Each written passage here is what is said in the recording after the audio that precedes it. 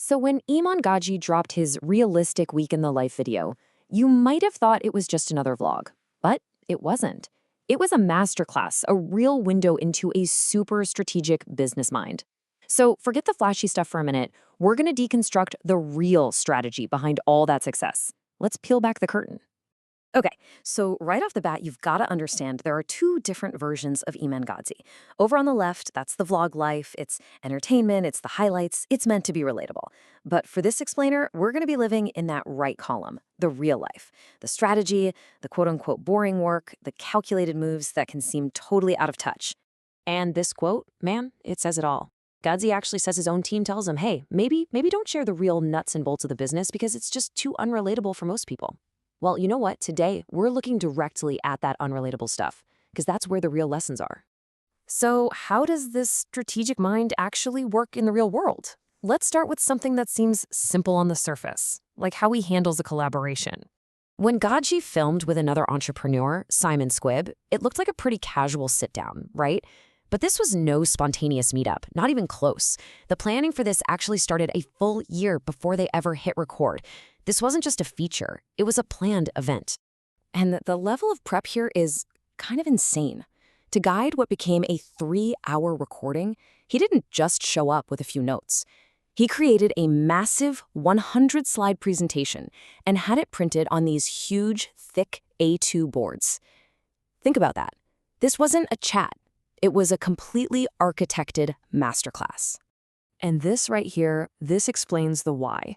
You see some creators who collaborate with anyone and everyone. Gazi's the exact opposite. He's super selective because he thinks doing it too much just loses some of the magic. It dilutes the impact. Every single move he makes is intentional, designed to maximize its value. Okay, so this super selective approach isn't just for one-off videos. It's actually a small piece of a much, much bigger strategy, a multi-year plan to completely evolve his entire public brand. This chart just lays out the pivot perfectly. From 2022 to 2024, the goal was simple. Go after that 18 to 25-year-old market with a broad, kind of watered-down message to get massive market share. But now, looking to 2025 and beyond, he's shifting gears. He's aiming for an older crowd, 25 to 35, with more technical, advanced stuff that's way closer to his actual life. And you gotta respect the honesty here. He literally admits he was willing to dumb himself down, to put his ego completely aside, because his business brain knew that was the strategic play to win over that younger market. So the key takeaway is that his old persona, it wasn't an accident. It was a calculated business decision, through and through. Which leads to the big question, right? How do you capture that more sophisticated audience?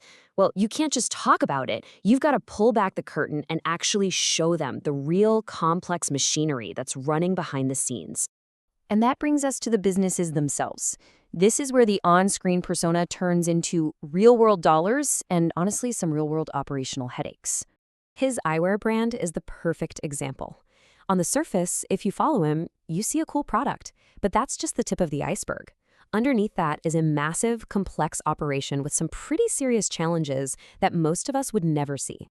And just to give you some perspective, he calls this his smallest business, and it still brings in around $2 million a year in profit. Yeah, this is no side hustle. It's a serious company that needs serious management.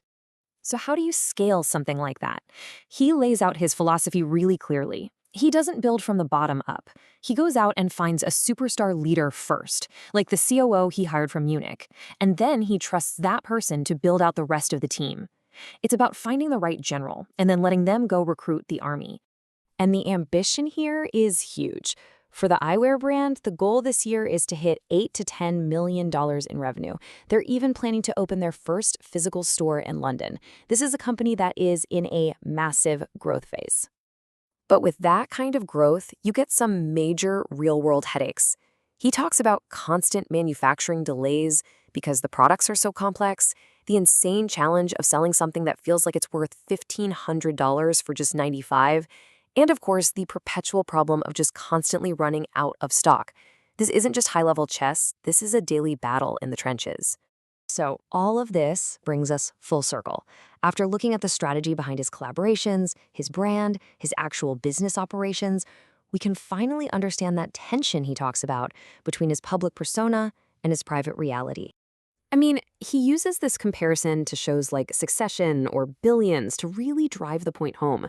His real life involves these high-stakes business deals, these crazy chess moves that are way more dramatic and intense than anything you'd ever see in a vlog. This is that unrelatable reality his team warned him about. And from his point of view, that chapter where he was focused on helping his younger self, well, it's complete. He feels like he's fulfilled that mission. So now, his focus is shifting to a totally new phase of his career, one that's much more aligned with the person he is today. And this is the synthesis of it all. His new content direction, it isn't just a business strategy anymore.